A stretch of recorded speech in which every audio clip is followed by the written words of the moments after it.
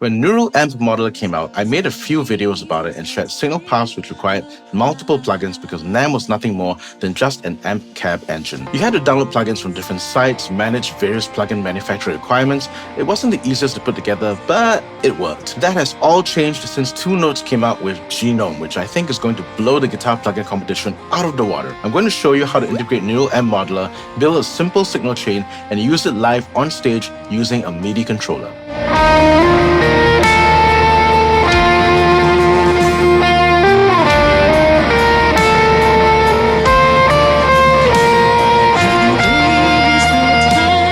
First things first, how do you get a copy of Two Notes Genome onto your laptop, your computer, your PC, what have you? I happen to get this copy of Genome for free because I'm an existing Two Notes user. I have a copy of their Wall of Sound IR loader and therefore I was eligible for a free license. I believe that if you're an existing user of Two Notes, you should be getting this for free, but don't quote me on that. Do check your inbox for specific details. When you open Genome, you're going to get a completely blank slate like this. 10 blocks from left to right. 1, 2, 3, 4, 5, 6, 7, 8, 9, 10. As a Line 6 user, I am quite used to this kind of workflow where things go from left to right. Let's prep. Let's tune up the guitar. Make sure that we are in tune.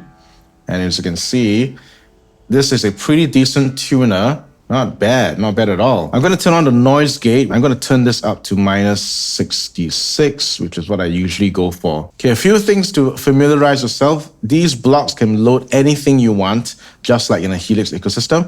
Let's go to codecs because that's where we're going to load up a Neural Amp Modeler profile. Codecs. When you click on the folder icon, it brings you to a list of captures and impulses and stuff like that. I have a folder dedicated to Neural Amp Modeler, and I'm going to load up my favorite profile of all time. I love the Tone Junkie stuff. It's free and amazing, so let's go ahead and load up the BC30 with the EF86. And of course, we won't get any nice sound now because there's no cabinet. So go to the next block, load up a cabinet. Just for today's demonstration, I'm going to load up a DIN IR cab, which is their proprietary software. I'm going to change it to like a 2x12. And you can see it automatically loads up a 57 and a 121, which is pretty decent. That's what I would normally use. I'm going to change some parameters here. I'm going to change this to, yes, I do want this right at the cap, but I want it slightly off axis. So I'm going to put this around between 100 and right at the cone, I'm going to put it at 50, my starting point. And for mic B, I'm going to bring back and pull this in. How does it sound like?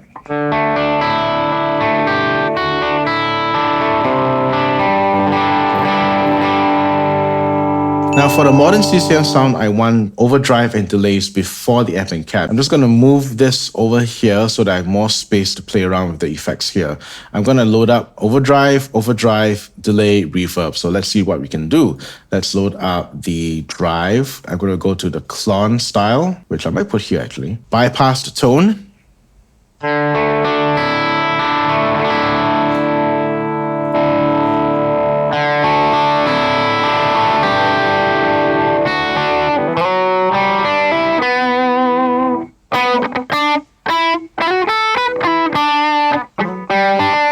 It's a decent dry sound. I quite enjoyed that. Let's turn up the gain, turn up the output, which I normally do this with the Minotaur on the Helix.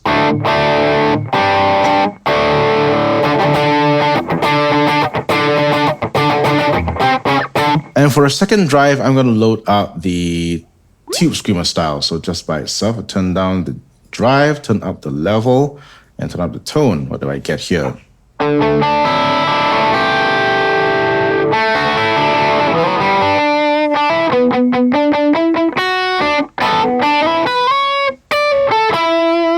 Stacked together with the clone.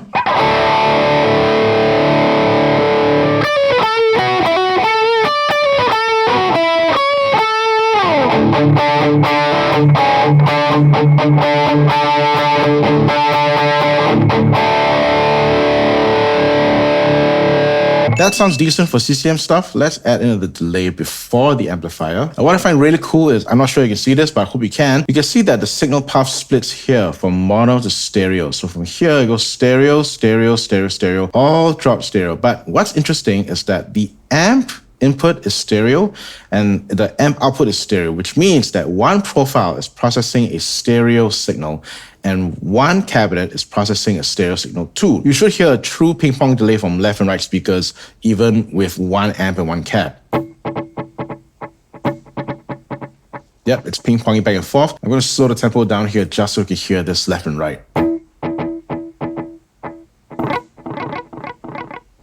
That's really cool. So what I had to do to create a true stereo delay with the ping pong left and right is to unlink left and right. And so you can configure delay A to be dotted eighth and delay B to be quarter notes for that ping pong. The rest of these parameters can be linked so that your delay sounds are the same throughout. I'm going to turn down the mix.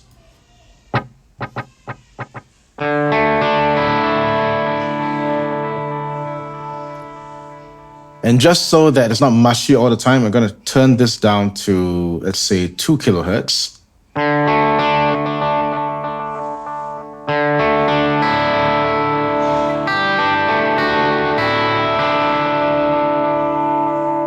Let's load up the reverb.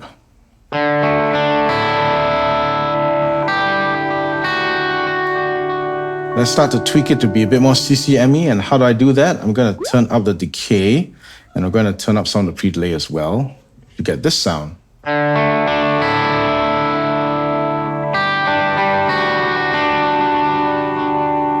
You can hear that the repeats and the reverb is just slightly saturating the amp. And that's going to get your CCM sound when you turn on an overdrive, because then you're really going to be hitting the front end of the amp very hard, such as this.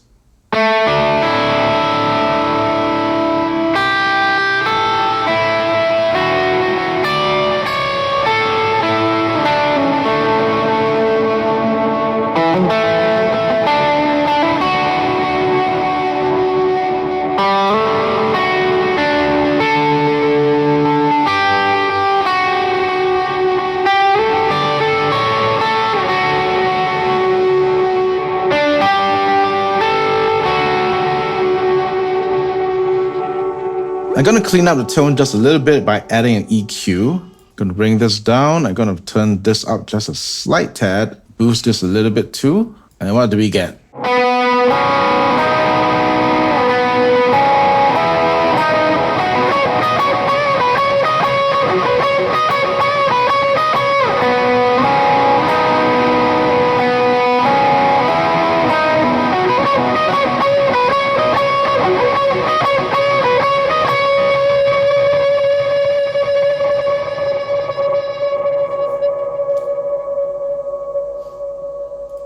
That reverb tail is going on forever. I might turn that down just a little tad.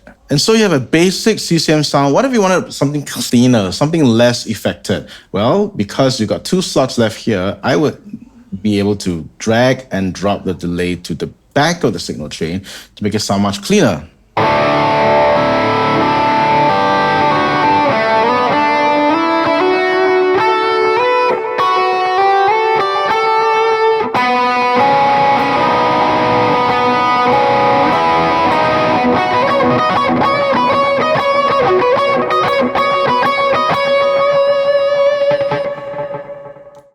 Still a decent sound, but not as fun because the delay is not crunching out. So I really like that sound. I'm going to turn it back here.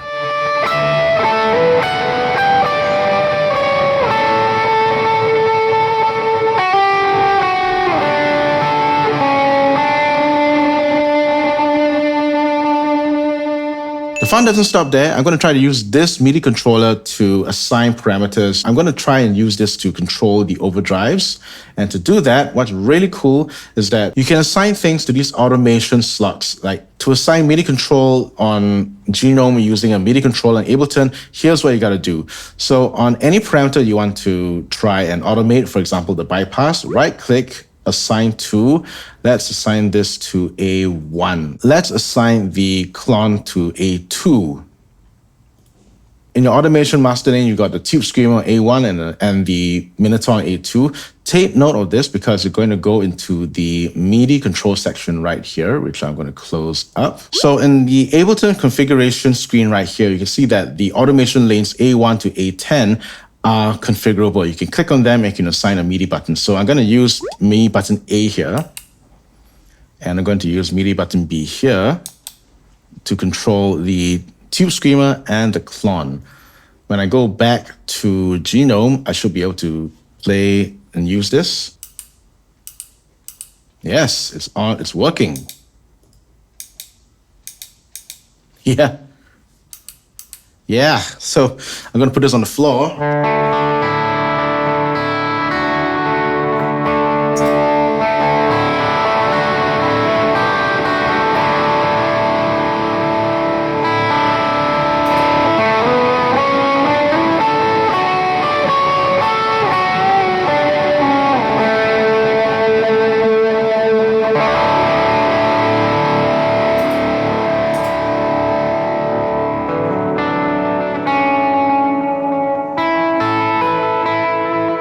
And there you have it, a fully fledged neural M modeler rig with one plugin slot that's got multiple drive options, a decent delay, a decent reverb, which can be controlled with a MIDI controller just like this. With automation capabilities on Ableton, you could automate everything on stage and go completely hands-free, or have some degree of control using a controller like this.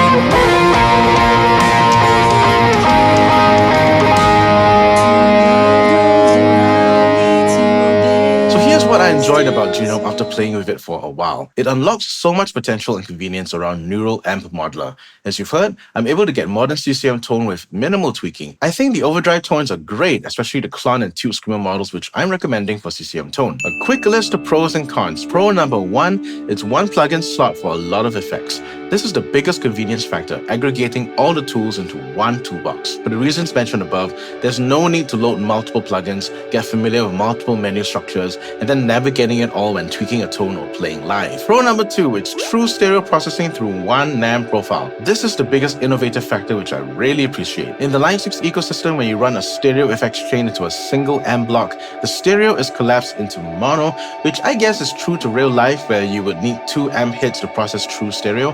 But here in the digital world, there should be some flexibility in using one block to process stereo ins and outs, which Genome gives us. Con number 1, there's higher RAM load with greater system resource consumption. This is to be expected with one plugin doing it all.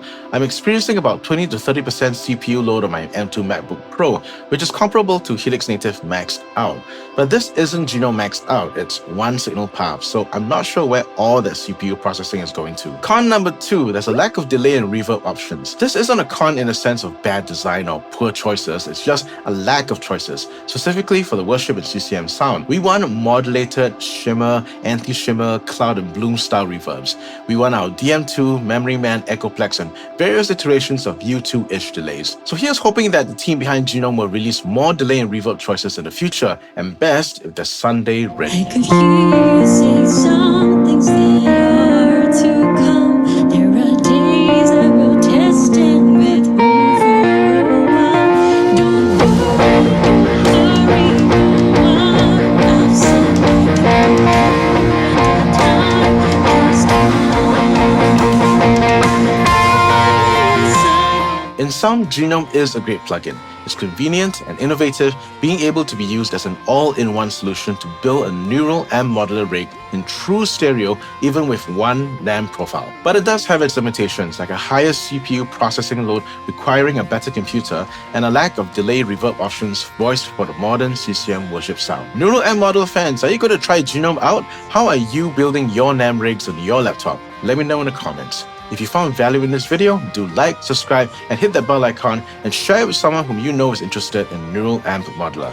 I've made a few videos about it in the past, so I'll see you in the next one at the end of this video.